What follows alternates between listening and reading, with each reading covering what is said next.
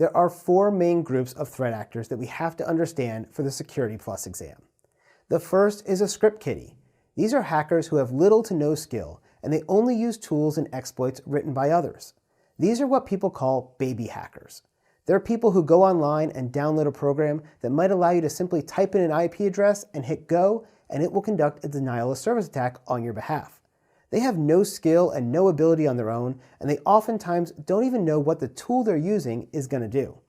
All hackers have to start somewhere, and most people do start out as script kiddies until they learn how to do things better using their own tools, they learn programming, and they learn how to find their own exploits. Next, we have hacktivists. Hacktivists are hackers who are driven by a cause, like social change, political agendas, and sometimes even terrorism. By far, the most well-known hacktivist group is Anonymous. Anonymous is a group of hackers from around the world. Anyone can join them and anyone can drop out at any time. They don't really have a central ethos necessarily, and they don't have a very good system of command and control of all of their people. Instead, it's a very loose associated group, but even Anonymous believes that they're hacking for social change, that they're doing what they believe is right and what is good. But unfortunately, just because you believe something's right and good doesn't make it legal. Whenever someone is conducting a hack against somebody's computer, whether it's a personal or a corporate machine, if you don't have permission, that's breaking the law. And so people in Anonymous are breaking the law with their actions, even though it is socially motivated hacktivism. The next group we have is organized crime.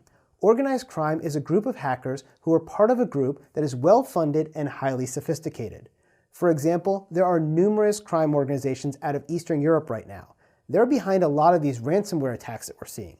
Organized crime is usually in it for the money. They're trying to hack so that they can make money and make lots and lots of money. The fourth group of hackers we have is Advanced Persistent Threats, also known as APTs. APTs are highly trained and highly funded groups of hackers, often being funded by nation-states with covert and open source intelligence at their disposal. For example, in the press there have been accusations that Russia has been using their hackers to try and hack the US elections. There's also been reports that China has been hacking into US companies, trying to steal their intellectual property. If either of these is true, this would be an example of advanced persistent threats.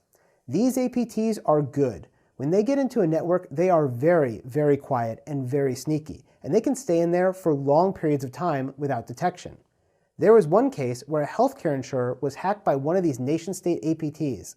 The group was so good that they got into the company and they were there for over 9 months before anybody suspected that they had been hacked.